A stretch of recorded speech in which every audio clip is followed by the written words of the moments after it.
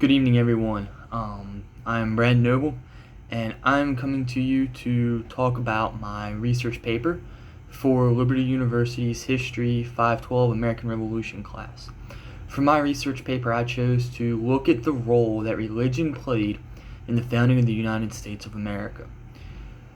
In today's society, we often hear that America is not a Christian nation, that the founding fathers did not intend America to have any religious um, backing whatsoever. The separation of church and state, that religion shouldn't be in schools, that religion had nothing to do with the founding of America. And that could not be anything further than the truth.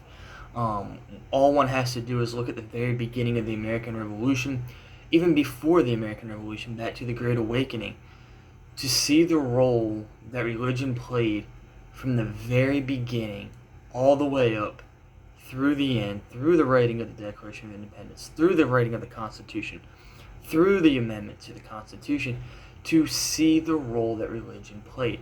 And it played a very important role. Um, it all starts with the Great Awakening. And the Great Awakening was a religious movement in the British colonies between 1730 and 1740 that was led by such men as Jonathan Edwards and Solomon Stoddard and George Whitefield. And these men would go through the colony and they would preach. And this is where Calvinism starts. And Calvinism is going to be important because it is one of the single defining religious movements in the United States. It really gets people moving. A lot of people think that it is the age of reason, it is the big thing behind the American Revolution. And while John Locke and Rousseau and Voltaire and Blackstone certainly have their place in American history and in the founding of these documents and the founding fathers' views, the Bible and Calvinism play a much larger role than we've ever given them for in history. Um, the Great Awakening would lead men like Thomas Jefferson to later call for national days of prayer. Um, and the first one comes on May 24th of 1774 when Thomas Jefferson calls for a day of prayer because, as he says, quote, "We understood the convictions of the necessity amongst our people from the lethargy into which they had fallen as passing events."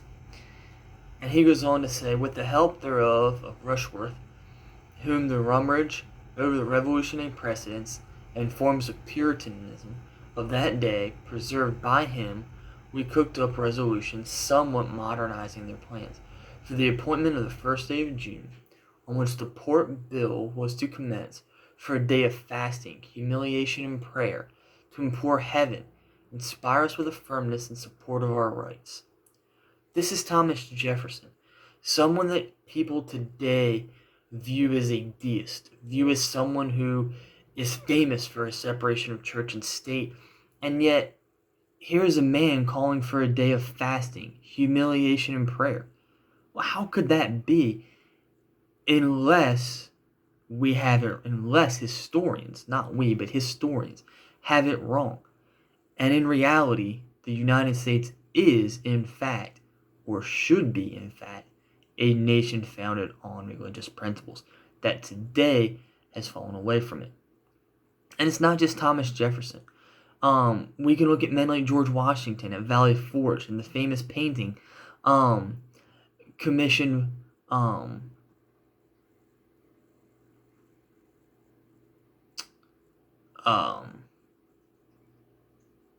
by Arnold Freiberg in 1976 for the bicentennial of the United States, and his famous painting of George Washington praying at Valley Forge.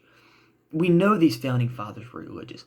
We know that another one was Patrick Henry, and Patrick Henry, in his freedom or liberty or death speech, calls for God to help him. You know, these founding fathers were not deists. These founding fathers were not atheists. These founding fathers were indeed religious people. We look at the Constitution. We look at the First Amendment, the freedom of religion. And to say that it's a freedom of religion, well, no, it's freedom from a central religion that everybody has to follow. The founding fathers came from a country that had the Anglican Church, that had the Church of England, and they did not want the Church of the United States.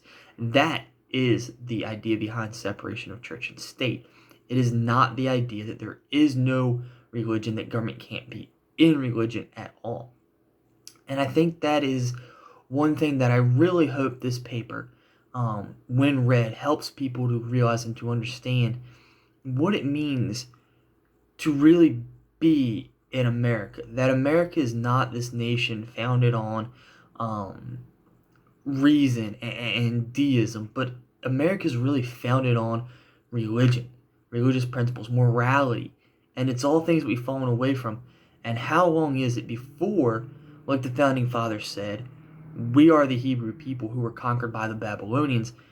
They realized back then that if they did not implore God to help them, that they would be no better than the Hebrew people, and they would be conquered. They would not have succeeded.